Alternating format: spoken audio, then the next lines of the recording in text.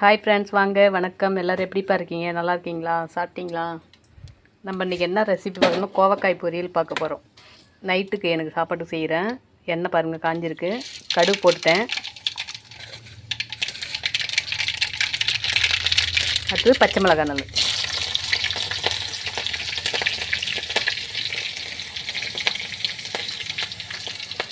அடுத்தது வெங்காயம் போட்டுக்கலாம்ப்பா.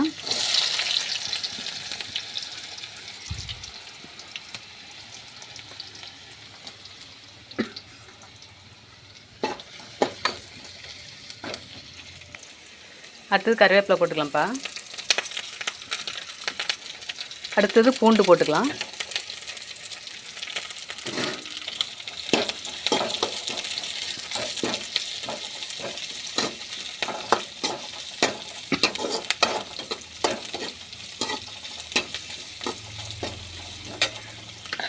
கோவக்காய் பார்த்தீங்களா? நான் இன்றைக்கி கோவக்காய் என்ன நோக்கத்தில் வாங்கினேன் அப்படின்னா, கோவக்காய் போட்டு காரக்குழம்பு ஒரு நாளைக்கு வைக்கலாம்.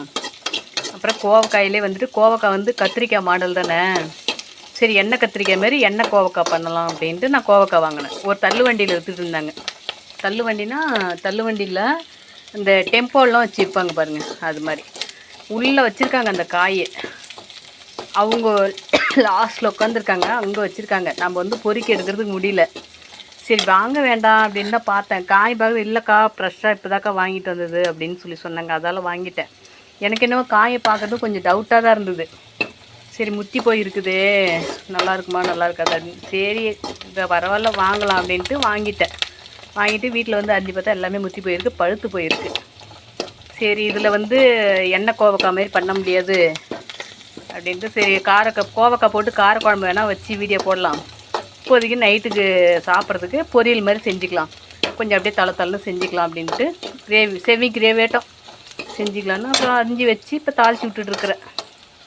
நாம் ஒன்று நினச்சிட்டு போனால் அது ஒன்று நடக்குது.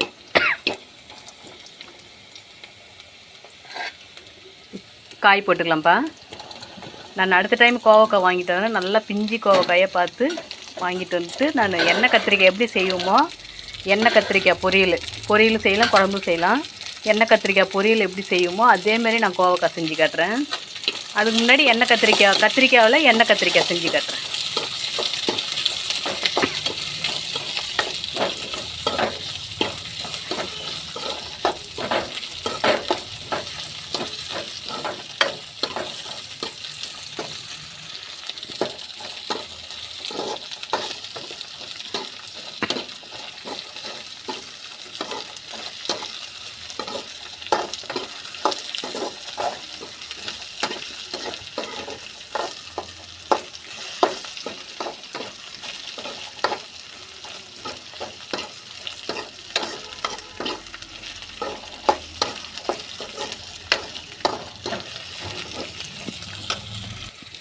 உப்பு போட்டுக்கலாம்ப்பா.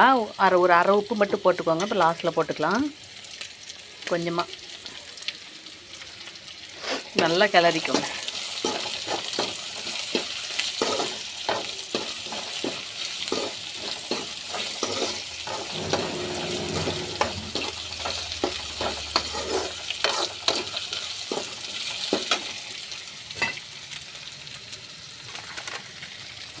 அடுத்தது மஞ்சள் தூள் கொஞ்சமாக. நான் மஞ்சள் தூள் டப்பாலாம் இது கொட்டலை. மஞ்சள் தூளுக்கு தனியாக ஒரு டப்பா ஸ்பெஷலாக தயாரிங்க. ஏன்னா மஞ்சளாக பிடிச்சிக்கும். வெள்ளை கலர்லாம் கொட்டினோம்னா மஞ்சளாக பிடிச்சிக்கும்.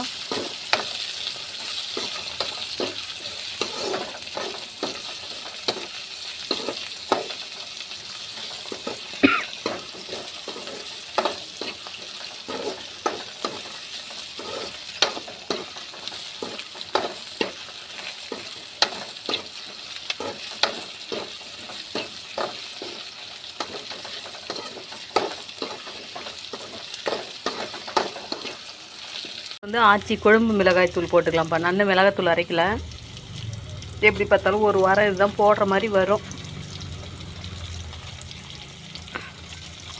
தண்ணி ஊற்றாதுக்கு முன்னே மிளகாய்த்தூள் போட்டுக்கோங்க, சரிங்களா?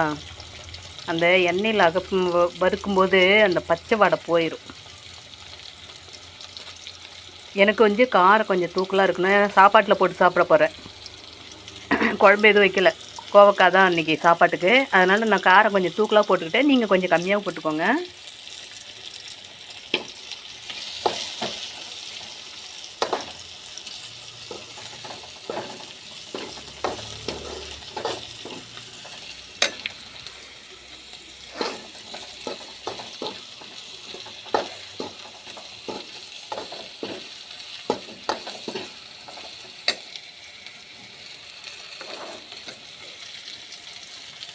எனக்கு வந்து காரம் பத்தாது, இன்னும் கொஞ்சம் போட்டுக்கிறேன்.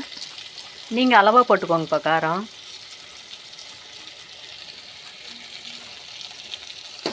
நான் காரம்லாம் பயங்கரமாக சாப்பிடுவேன். இதில் பாருங்கள், இதில் மிளகாயும் இருக்குது பார்த்தீங்களா, பச்சை மிளகாயும் இருக்குது, மிளகாய் தூளும் அவ்வளோ போட்டிருக்கேன். எனக்கு ரொம்ப பிடிக்கும் காரம். ஸ்வீட் வர காரம் தான் ரொம்ப பிடிக்கும். இனிப்பெலாம் அதிகமாக சாப்பிட மாட்டேன்.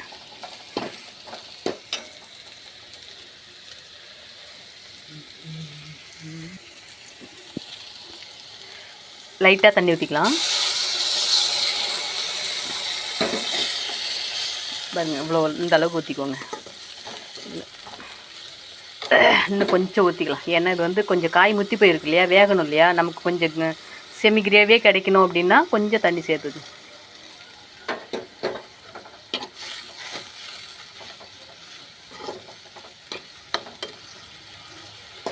இப்போ வந்து நம்ம காரம் உப்பு எல்லாமே டேஸ்ட்டு பார்த்துக்கலாம். பார்த்துட்டு காரம் வேணாலும் காரம் போட்டுக்கலாம், உப்பு வேணாலும் உப்பு போட்டுக்கலாம்ப்பா.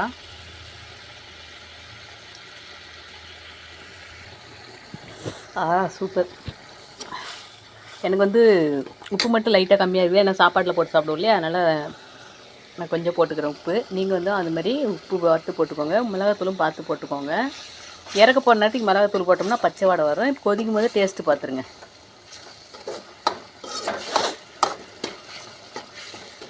Super taste. வா, நிஜமாக எனக்கு கோவக்காய் எவ்வளோ அழகாக வரும். சத்தியமாக கோவக்காய் நான் இன்றைக்கி தான்ப்பா பொரியல் பண்ணுறேன்னே. ஆனால் இப்படி தான் இந்த மெத்தட்லாம் செஞ்சு பார்க்கலாம். சத்தியமாக நான் வந்து கோவக்காய் வந்து கடையில், ஹோட்டல் கடையில் மட்டும்தான் பார்த்துருக்கேன். ஆனால் சாப்பிட்டதில்ல, எனக்கு பிடிக்காது கோவக்காய். நான் வந்து சரி இன்றைக்கி இது மாதிரி கத்திரிக்காய் பொரியல் மாதிரி செய்யலாம் அப்படின்ட்டு நான் இன்றைக்கி தான் ஃபஸ்ட் டைம் கோவக்காய் செய்கிறேன். நான் கோவக்காய் வாங்கினதே இல்லை, வாங்கவும் மாட்டேன். கத்திரிக்காய் இதெல்லாம் அதிகமாக வாங்க மாட்டேன். கத்திரிக்காய் அப்படியே வாங்கினாலும் வீடியோக்காக தான் வாங்குவேன், கத்திரிக்காய் வாங்க மாட்டேன். ஏன்னா எனக்கு கத்திரிக்காயில் எந்த ஒரு சத்துமே கிடையாது. அது வந்து உடம்பு வந்து ஒரு மாதிரி அரிப்பு எடுத்துக்கும்.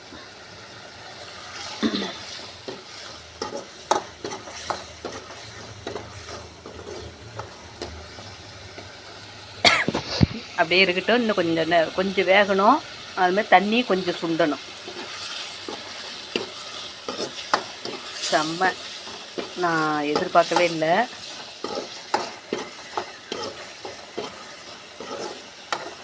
பாருங்கள், பச்சை மிளகா போட்டு மிளகாத்தூள், இவ்வளோ மிளகாத்தூள் போட்டுமே எனக்கு காரம் இதுக்கு தான் கரெக்டாக இருக்குது. சாப்பாட்டில் போட்டால் சப்பையாக இருக்கும் போல். சப்பையானா காரம் கம்மியாக இருக்கும் போல். அதுமாரி பேசி பழகிடுச்சு. காரம் கம்மியாக இருக்கிறது வந்து சப்பையாக இருக்கும் அப்படின்னு சொல்லுவாங்க. இது வந்து ஈரோடு பக்கம், திருப்பூர் பக்கம் இருக்கிறவங்களுக்குலாம் சப்பையாக இருக்குது அப்படின்னு தெரியும் அவங்களுக்கு.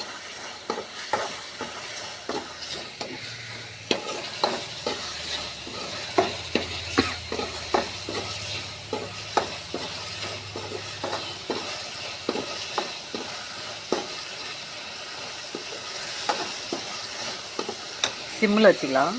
கொஞ்சம் ஸ்லோவாக வேகட்டும். காய் டேஸ்ட் பத்தலாமா வெந்துருச்சான்னு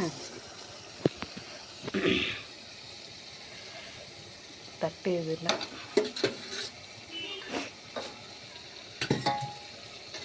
நீயால பார்க்க போகிறேன், பார்த்த செய்தி பேச போகிறேன், கண்ணுக்குள்ள வண்ணத்தை.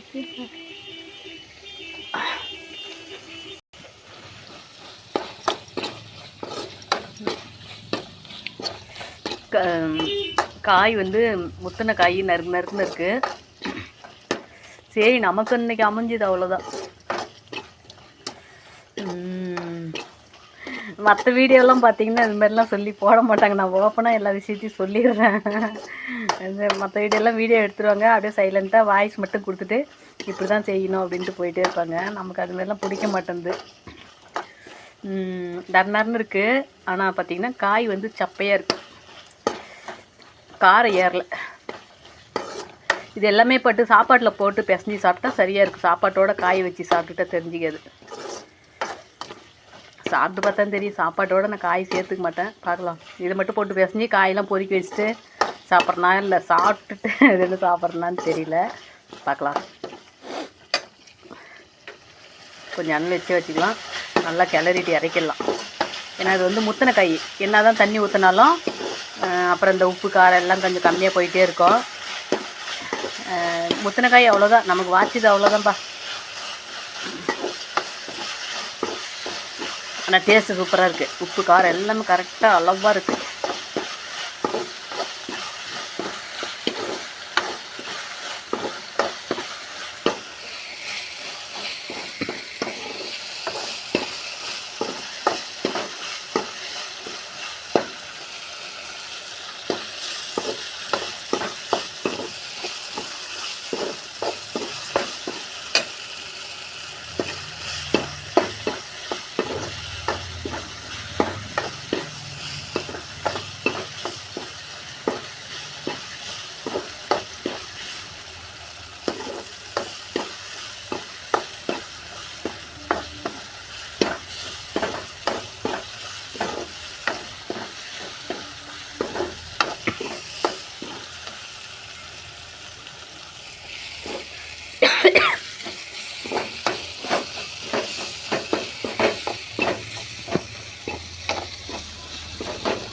அவ்வளோதான்ப்பா.